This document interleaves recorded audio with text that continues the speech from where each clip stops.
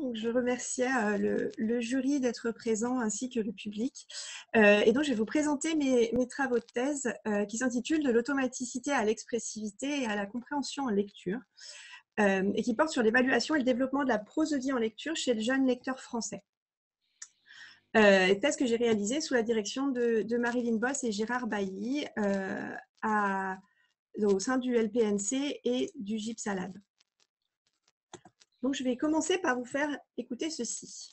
Cette inaptitude à comprendre remontait si loin dans mon enfance que la famille avait imaginé une légende pour en dater les origines. Mon apprentissage de l'alphabet. J'ai toujours entendu dire qu'il m'a fallu une année entière pour retenir la lettre A. La lettre A, 1 an. Voilà, donc vous venez d'entendre un extrait de Chagrin d'école de Daniel Pénac, lu par Guillaume Gallienne. Et la question qu'on va se poser dans cette thèse, c'est comment les enfants ils arrivent à passer de cette suite de lettres que vous pouvez voir ici à une interprétation du texte tel que vous avez pu l'entendre juste à l'instant. En fait, il faut savoir que lire, ça met en jeu énormément de processus complexes et ces processus, ils interagissent de façon dynamique pendant la lecture, que ce soit la compréhension, la prononciation, l'attention. Il va falloir coordonner tous ces processus de façon dynamique pour arriver à produire l'interprétation d'un texte comme celle que vous avez pu entendre. Et en fait, les enfants, ils commencent à lire par les premiers apprentissages en lecture, c'est le décodage. Ça va être d'associer les graphèmes et les phonèmes. Et ce décodage, il va être automatisé pour gagner en vitesse et libérer des ressources attentionnelles pour les autres processus qui vont avoir lieu en même temps. Et c'est ce qu'on appelle traditionnellement la fluence. Et une grande majorité des recherches en lecture se portent sur cette acquisition de l'automaticité, de la précision de décodage, et donc sur cette fluence. Il y en a très peu sur la suite, comment passer à l'interprétation. Et en fait, la fluence, elle est mesurée un peu partout dans le monde, à part le nombre de mots correctement lus par minute.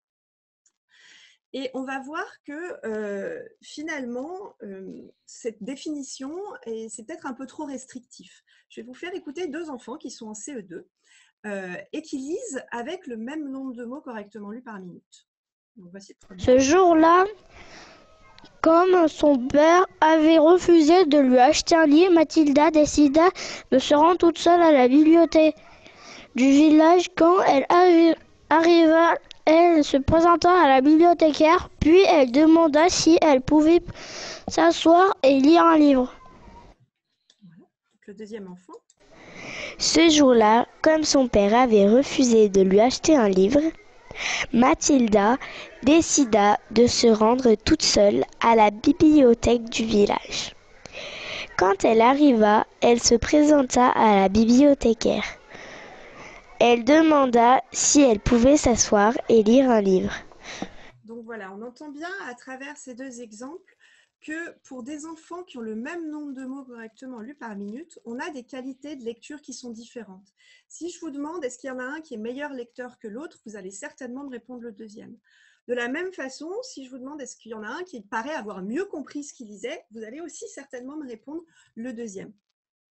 Et finalement, ce deuxième enfant, ce qui met en place, en plus du premier, c'est la prosodie. Il y a de l'expressivité, il y a du phrasé dans la façon dont il lit. Donc, dans cette définition de la fluence, la limiter à l'automaticité, c'est vraiment restreindre la quantité des possibles dans la lecture et il manque cette notion de prosodie. Donc, ça, c'est quelque chose en fait, qui a été introduit dans les années 90 donc par Doer et son équipe, proposer d'introduire la prosodie dans la définition de la fluence. Mais ça a été assez peu mis en œuvre et ça ne présente vraiment un sujet d'intérêt en recherche que depuis une dizaine d'années, avec notamment les travaux de Rasinski et collègues et de Kuhn et collègues qui ont vraiment proposé une définition de la fluence incluant la prosodie.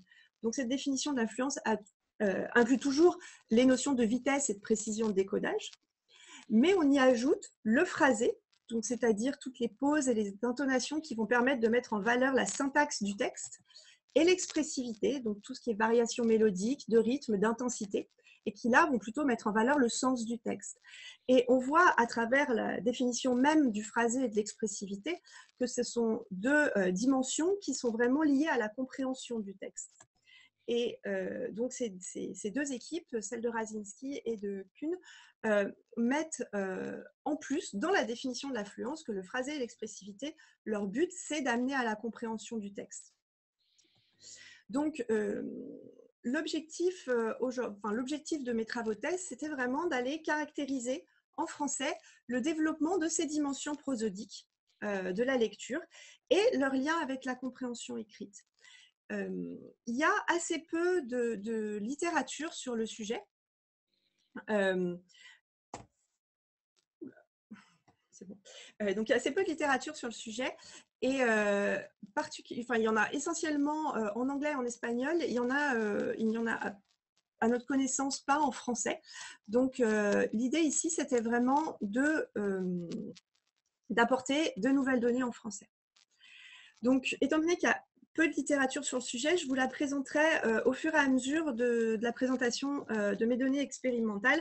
Donc, ce sera signalé par différents pictogrammes dans l'avancée de cette présentation. Donc, pour analyser et caractériser le développement de la prosodie en lecture, j'ai été dans des écoles primaires, 2 écoles primaires, un collège, donc de la région grenobloise, enregistrer des enfants en train de lire.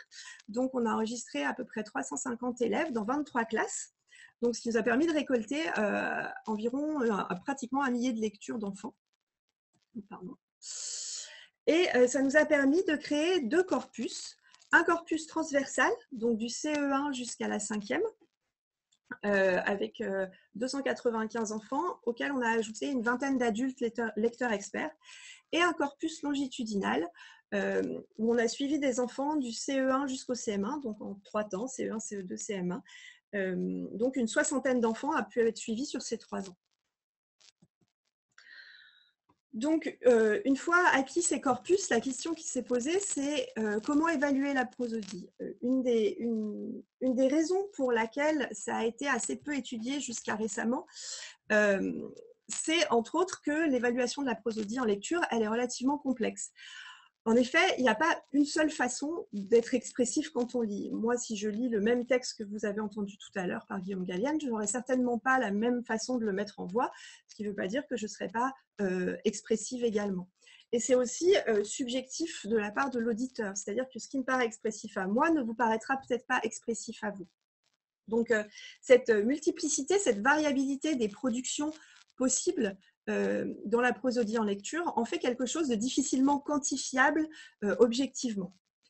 Donc, dans la littérature, on trouve 2 grandes familles de méthodes d'évaluation pour la prosodie en lecture. 2 familles qu'on a utilisées pour analyser le corpus transversal. La première, c'est des évaluations subjectives. On a des juges qui vont donner une note à la lecture. Donc, c'est ce qui a été utilisé dans les 2 premières études qui ont été présentées dans cette thèse sur le développement et son lien avec la compréhension.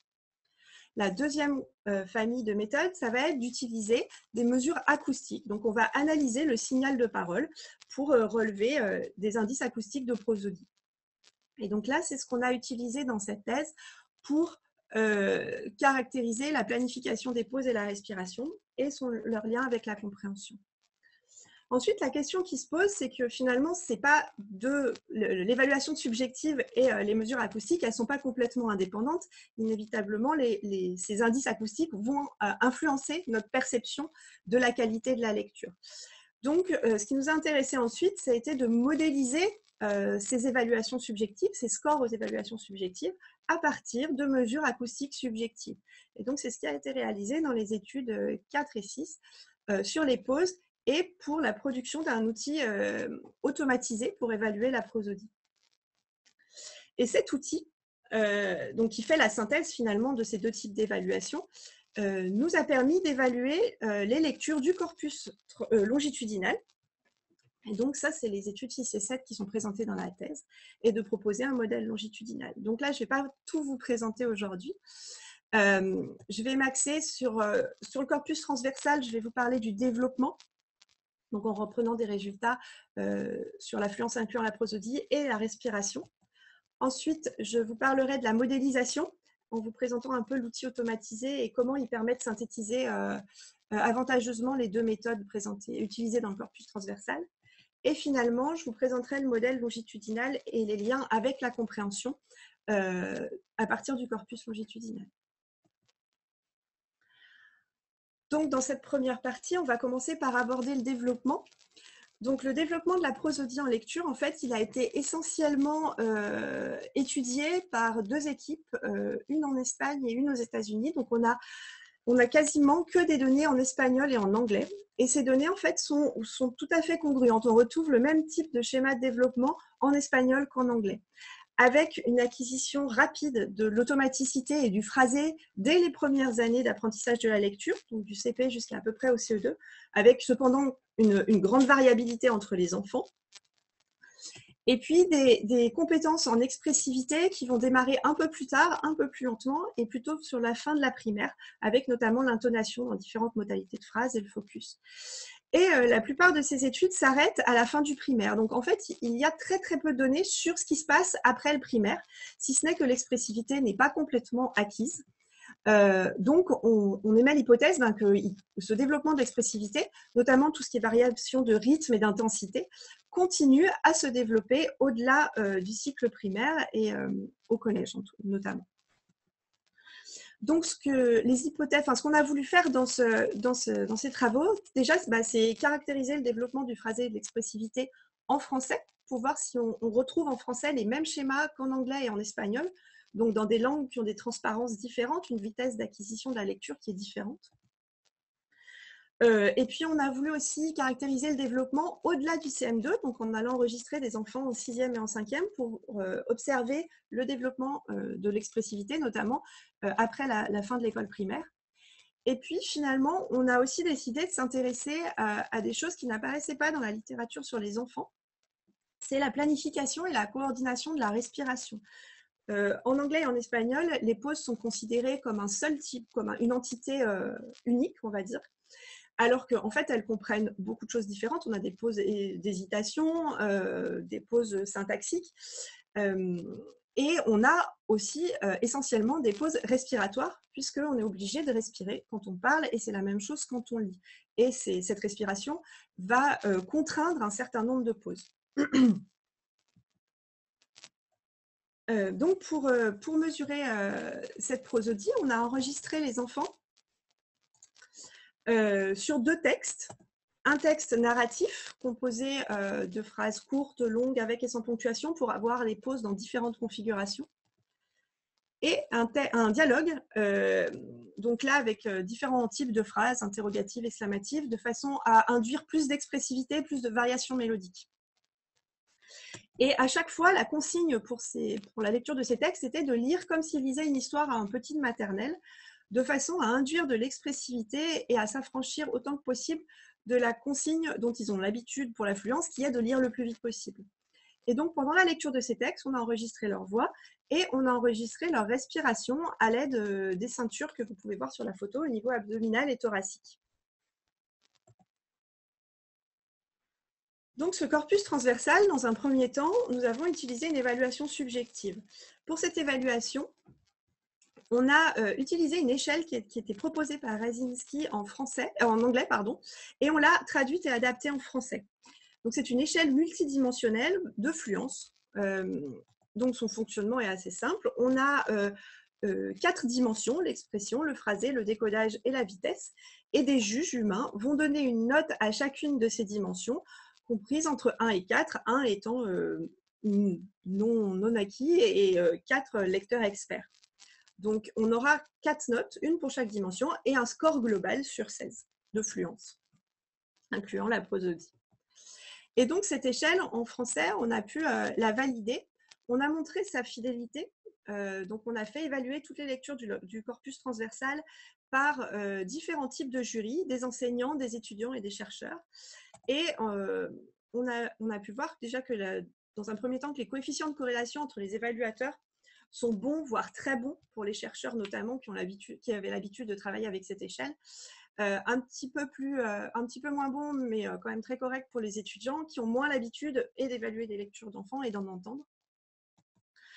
Ensuite, si on s'intéresse au score moyen donné par chaque type de jury, on voit qu'il y a un décalage. Les étudiants, donc moins habitués aux lectures d'enfants, ont tendance à noter plus gentiment, donc à donner des scores un peu plus élevés. Mais finalement, si on regarde la corrélation entre chacun des jurys, on se rend compte qu'on a une très bonne corrélation en regardant les corrélations 2 à 2. Donc finalement, même si les scores sont décalés, les enfants sont classés de la même façon. Donc on a un retour qui est bon pour les enfants, qui est cohérent pour les enfants. Et on trouve le même type de remarques sur les textes quand on regarde la différence entre le texte 1 et le texte 2. Donc le texte 2 a été fait pour montrer de l'expressivité. Et effectivement, on retrouve un texte 2 qui va être mieux noté, il va avoir des scores plus élevés, mais on a toujours ces corrélations élevées entre les deux textes. Donc, on a bien une échelle qui est fidèle. On a pu également montrer sa sensibilité et sa validité. Donc, la sensibilité, je vais revenir dessus tout de suite. La validité, on l'a montré par l'ancrage dans des paramètres objectifs. Donc, je reviendrai sur cette partie dans la partie modélisation. Donc, au niveau des résultats, des scores, de l'utilisation de cette échelle subjective, on a ici sur ce tableau les scores à chacune des dimensions pour chacun des niveaux scolaires et pour la moyenne des deux textes utilisés. Donc, qu'est-ce qu'on peut observer? C'est qu'on trouve bien une augmentation rapide des scores du CE1 jusqu'au CM1, particulièrement du CE1 au CE2. Et ensuite, un effet plafond du CM2 à la 5e. Donc, notre échelle est bien sensible du CE1 au CM1 avec les textes étudiés. Elle l'est un peu moins à partir du CM2 parce que les textes commencent à être simples pour les enfants de collège notamment. Mais elle est tout à fait utilisable avec des textes plus complexes. On voit qu'on atteint, pour la vitesse par exemple, on atteint les scores de 4 en 5e. Donc le score maximal. Pour le phrasé et le décodage, on est aux alentours de 3,5 pour le plateau, donc des scores quand même très élevés. Et on observe une particularité de l'expressivité avec une acquisition qui est un peu plus lente sur le CE1, CE2. Et surtout, un plafond, mais qui est plutôt aux alentours du score de 3, donc qui n'atteint pas les scores de lecteur expert. Donc ça confirme bien que cette expressivité, même en 5e, sur un texte qui est relativement simple pour les enfants, on n'est pas encore à un score maximal. Elle n'a pas fini de se développer. Ensuite, c'est notre corpus transversal, on l'a analysé à partir du signal acoustique, des enregistrements. Donc, on a analysé, là, ce que je vais vous présenter, c'est l'analyse des respirations qui a été réalisée sur les lectures d'enfants et les lectures d'adultes. Donc, pour étudier la coordination et la planification de la respiration, d'abord, on s'est intéressé à la durée des pauses respiratoires, donc, que vous pouvez voir ici sur les captures d'écran du logiciel qu'on utilise pour faire ces analyses. Ensuite, on s'est intéressé au délai inspiration-phonation. Le délai inspiration-phonation, c'est le temps entre le moment où on va commencer à respirer et le moment où on va parler. Pourquoi on s'intéresse à ça? Parce que c'est assez caractéristique de la coordination de la respiration avec la lecture. Un enfant qui ne planifie pas sa pause respiratoire, et il va respirer finalement quand il n'a plus d'air. Donc ça donne quelque chose comme ça. Le chat est alors allé vers mon cartable. Le cartable était ouvert. Voilà, donc on entend bien une respiration qui est rapide parce qu'il est à court d'air. Ensuite, on a regardé le placement des pauses. Donc, on s'est intéressé aux pauses non grammaticales, c'est-à-dire aux pauses respiratoires qui sont mal placées, soit qui vont se retrouver au milieu d'un mot, soit qui vont se retrouver au milieu d'un groupe syntaxique et donc perturber sa compréhension. Donc, pour un enfant qui les place mal, ça donne ça. Prêt à cuire, personne n'y avait touché. Voilà, donc on retrouve des pauses assez mal placées. Si on prend un lecteur adulte, il n'y aura pas de pause respiratoire placée au milieu d'un groupe syntaxique et le délai inhalation-phonation, la respiration sera prise juste avant de commencer à parler. Le chat est alors allé vers mon cartable. Le cartable était ouvert. Voilà, un exemple de lecture experte. Donc, au niveau des résultats, qu'est-ce qu'on peut constater? Alors, d'abord, si on s'intéresse à la durée des pauses respiratoires, on peut constater quelque chose d'assez étonnant. Donc là, vous avez la durée des pauses respiratoires pour chacun des niveaux scolaires et les adultes.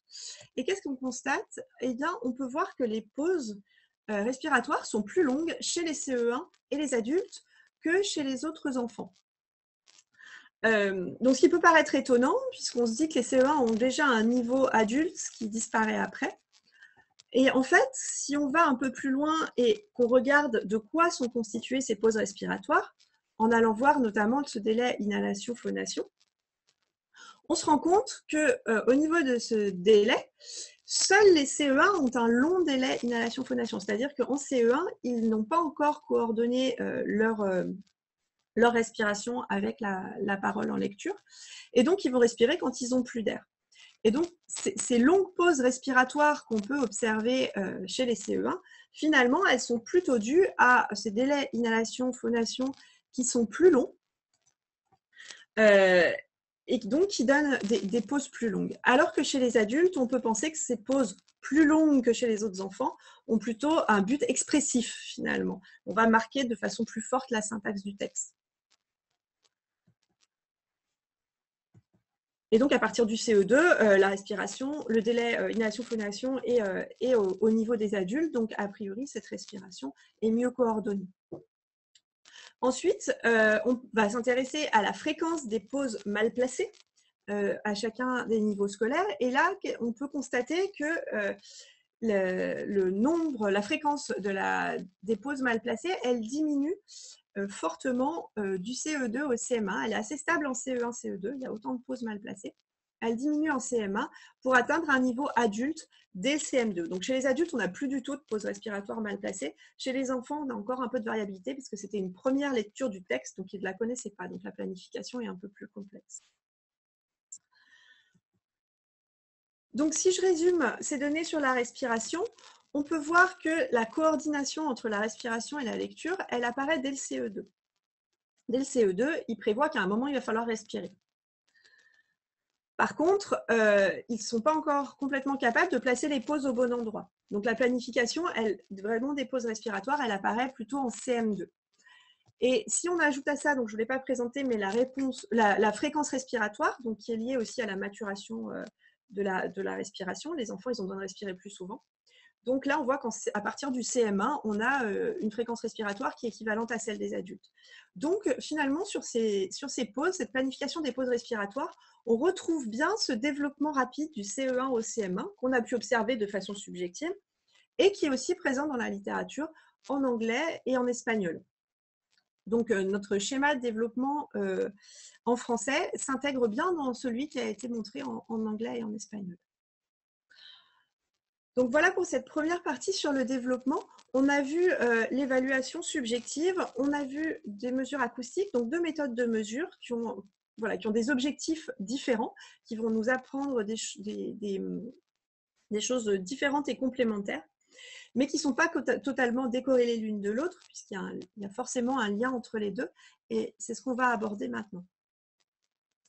Donc, au niveau de la littérature sur ce lien entre l'évaluation subjective et les paramètres acoustiques, il y a très peu d'études, il y en a 3 chez les enfants qu'on a pu trouver, dont 2, celles de Cowie et collègues et Benjamin et collègues, qui ont des résultats complètement congruents. Donc, ce sont 2 études en anglais et qui montrent que le phrasé et l'expressivité, le phrasé est lié aux paramètres rythmiques et aux pauses essentiellement.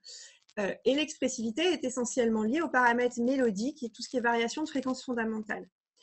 Et ces 2 études montrent également que de façon secondaire, on a également des corrélations croisées et notamment des paramètres rythmiques et des pauses qui vont aussi influer sur les scores d'expressivité, les scores subjectifs d'expressivité.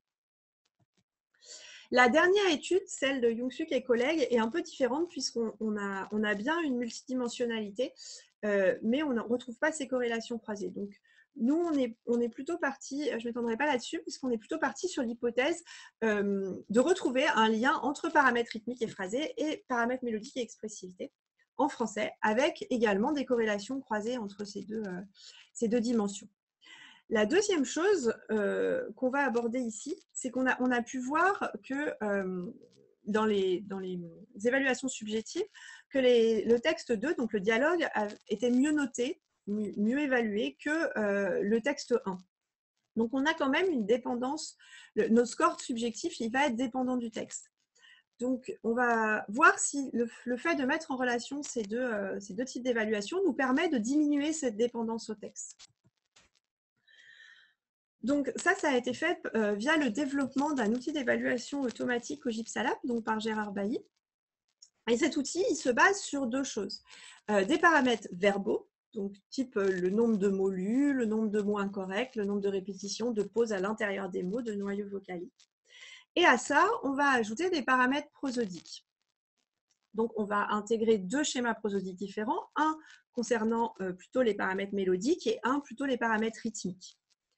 Donc, pour ça, on utilise nos 20 lectures d'adultes qui deviennent 20 lectures de référence. Et en fait, on va calculer la distance entre les deux lectures, enfin les lectures adultes 2 à 2,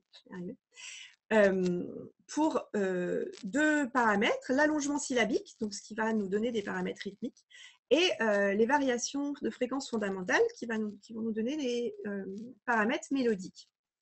Donc, une fois qu'on a calculé la distance entre les lectures 2 à 2, ça nous permet de les placer dans un espace multidimensionnel. Donc, c'est une mise à l'échelle multidimensionnelle. Les unes par rapport aux autres, un peu comme sur une carte, comme ce que vous pouvez voir à l'écran. Et on leur ajoute ici en jaune un lecteur fictif qui serait complètement aprosodique, donc sans variation mélodique et sans variation rythmique. Donc, on voit qu'il est plutôt loin de nos lecteurs experts. C'est une bonne chose. Et donc, ces lectures, elles vont nous servir à créer deux espaces. Donc là, c'est l'espace rythmique que je vous présente. Et on a également un espace mélodique, un espace donc tridimensionnel. Une fois que cet espace est créé, cet espace de référence est créé, on va regarder, on va placer les enfants dans cet espace. Donc pour ça, on va calculer la distance de chaque enfant à chacune des références. Donc, par exemple, ici, c'est pour l'allongement syllabique. On a un faible lecteur et un bon lecteur. Et si on regarde plus précisément, on voit que le faible lecteur, donc là, c'est la courbe rouge en haut, est à une distance élevée de lecteur adulte, la courbe bleue. Chez le bon lecteur, on voit que cette distance est beaucoup plus faible. On a vraiment une meilleure synchronisation entre l'adulte et l'enfant. Donc, ça va nous donner des distances et ça va nous permettre de projeter ces lectures d'enfants. Donc, c'est le nuage de points que je viens d'ajouter. Donc, c'est tous les enfants du corpus transversal dans cet espace multidimensionnel de référence.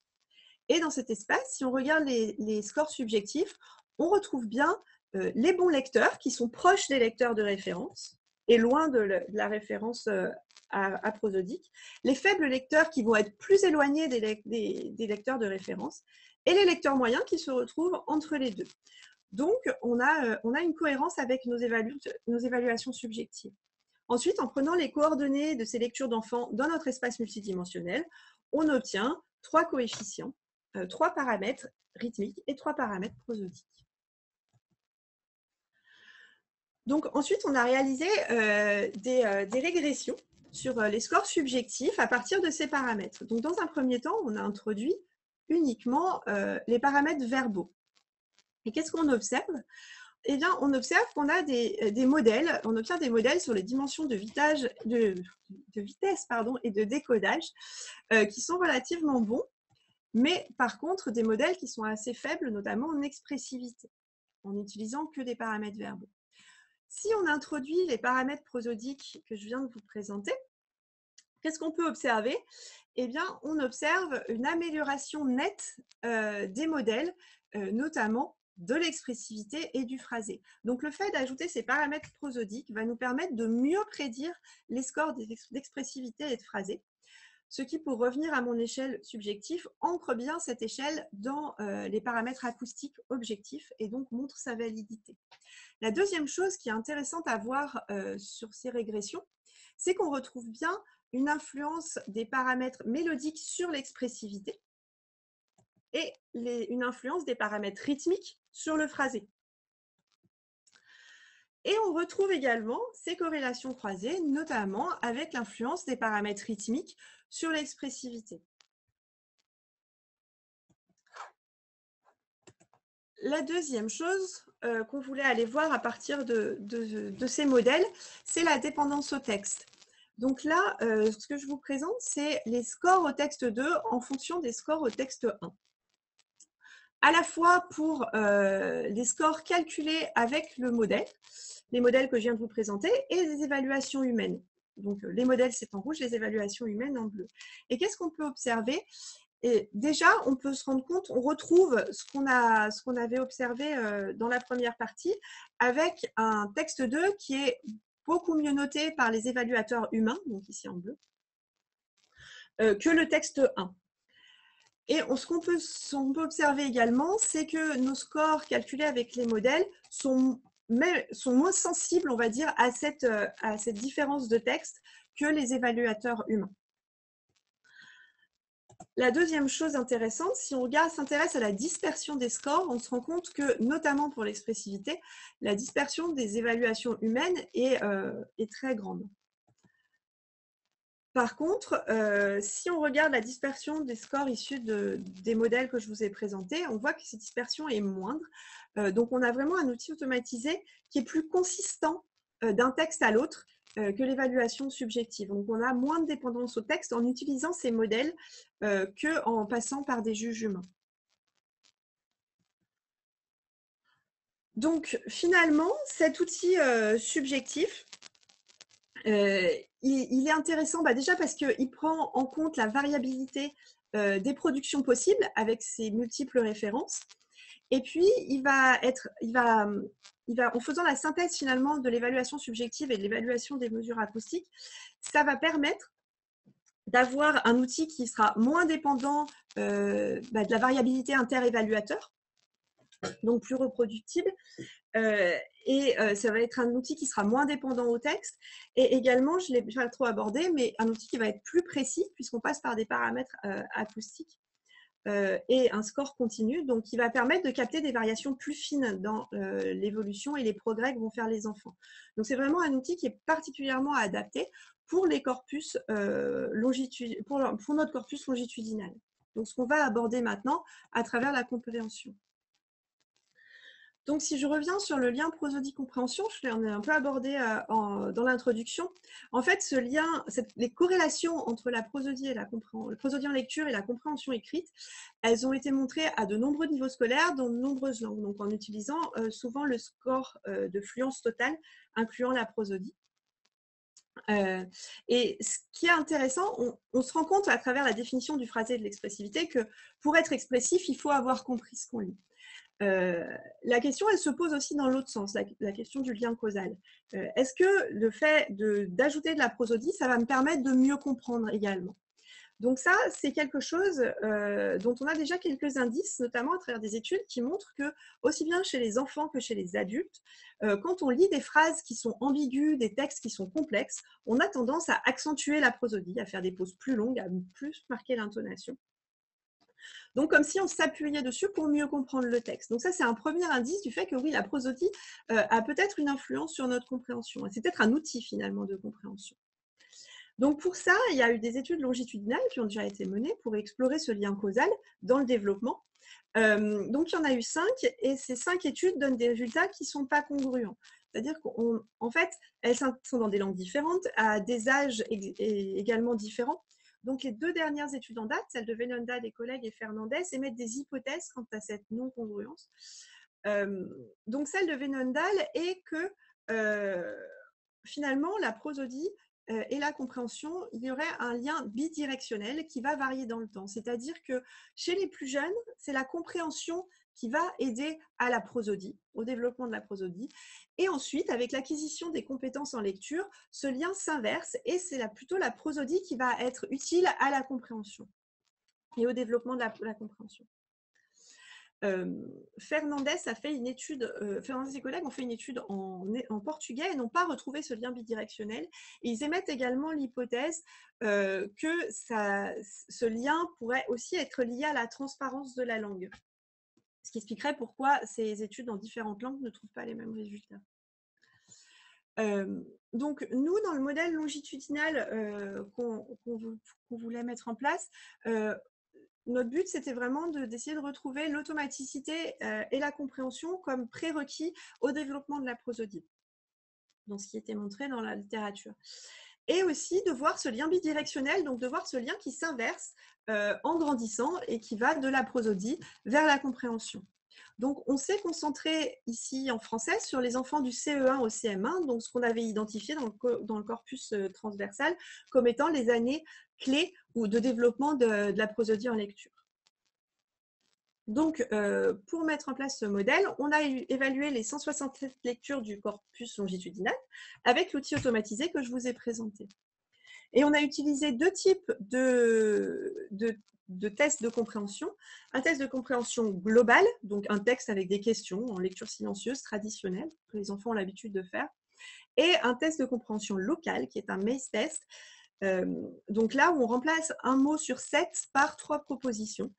Et l'enfant doit choisir la bonne proposition. Donc pour réussir, il n'a pas besoin de comprendre tout le texte, mais juste la phrase ou une ou deux phrases adjacentes suffisent à répondre correctement. Donc, qu'est-ce qu'on obtient comme résultat sur ce modèle longitudinal? Donc, on a réalisé des régressions du CE2 vers le CE1 et du CM1 vers le CE2. Donc, pour l'expressivité, on se rend compte déjà que le score d'expressivité prédit systématiquement le score de l'année suivante, mais que du CE1 au CE2, on a aussi une influence du score de décodage, une influence non négligeable puisque le poids est 2 fois supérieur à celui du score d'expressivité. Pour le phrasé, on retrouve un peu le même type d'effet. On a le score de phrasé qui va prédire celui de l'année suivante, et du CE1 au CE2, on a également le score de vitesse.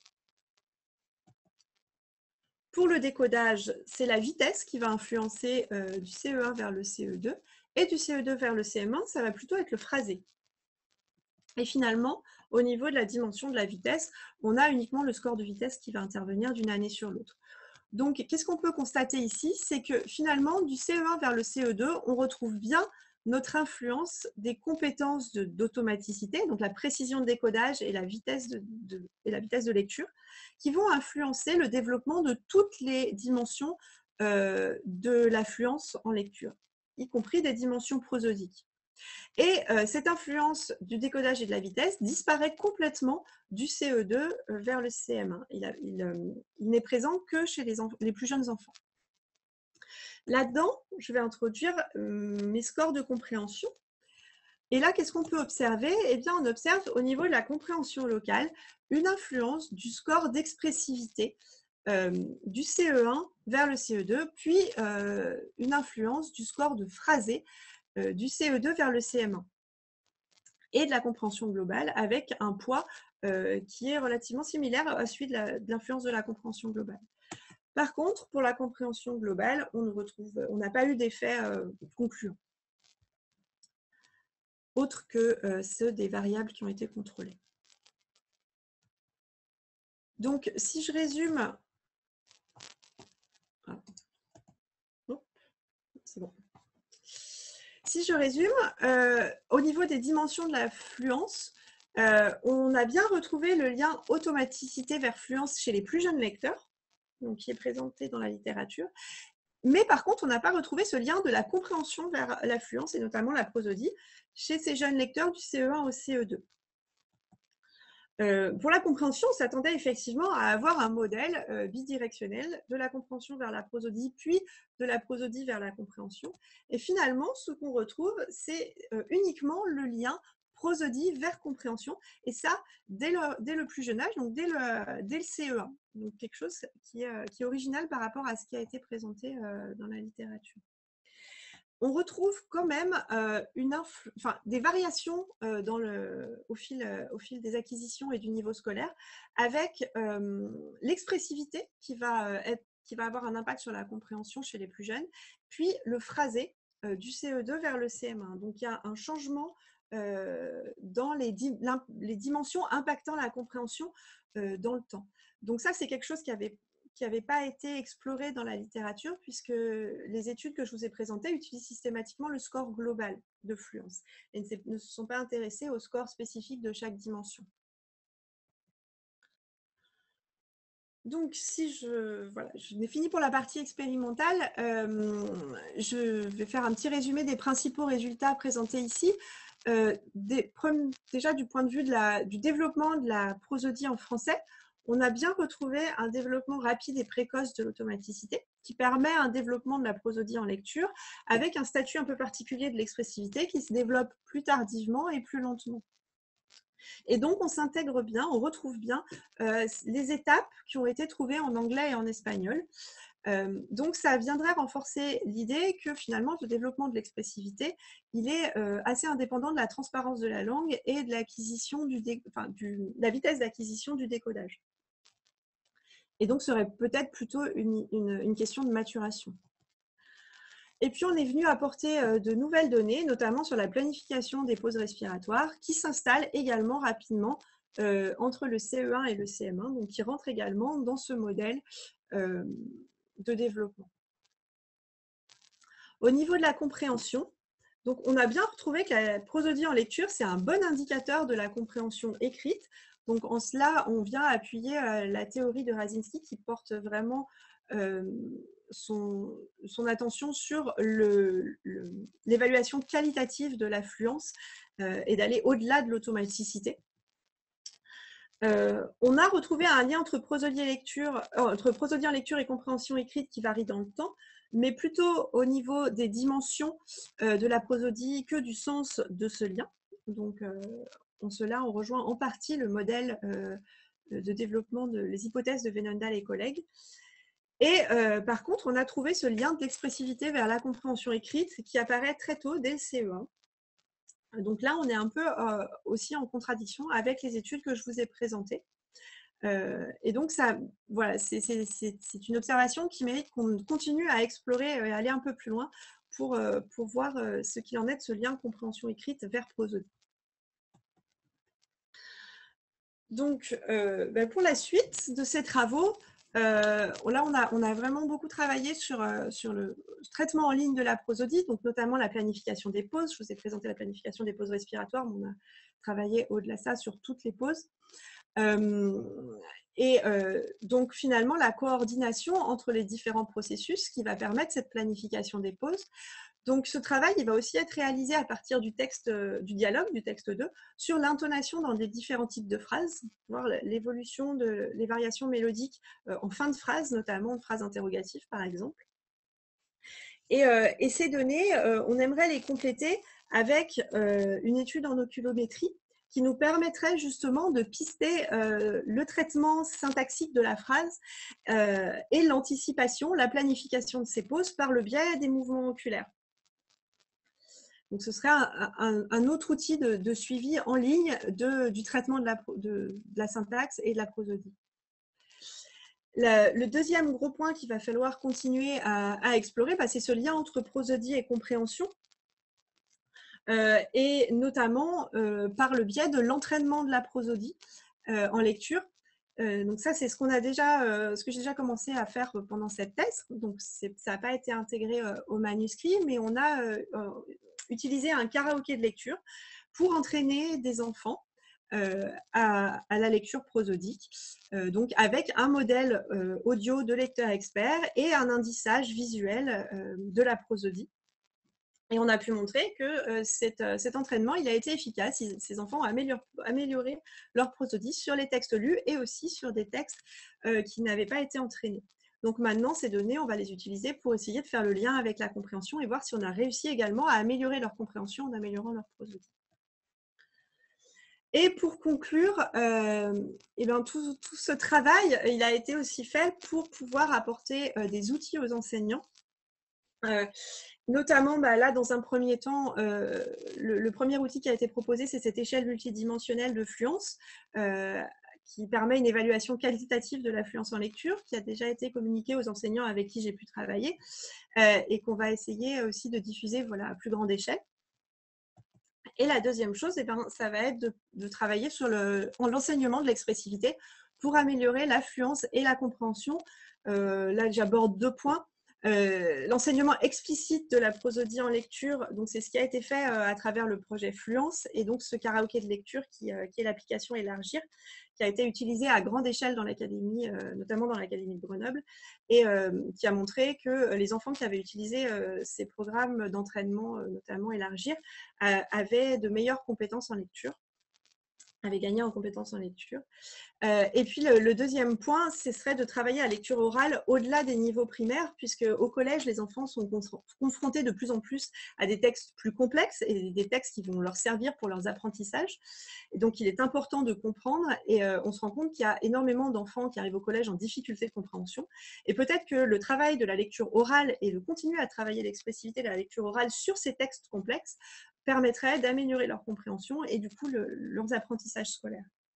Voilà, donc j'en ai terminé. Je tiens quand même à remercier, avant de laisser la parole au jury, tous les enseignants et les enfants qui ont participé aux études et aux évaluations, avec qui j'ai passé beaucoup de temps et qui ont vraiment été très accueillants.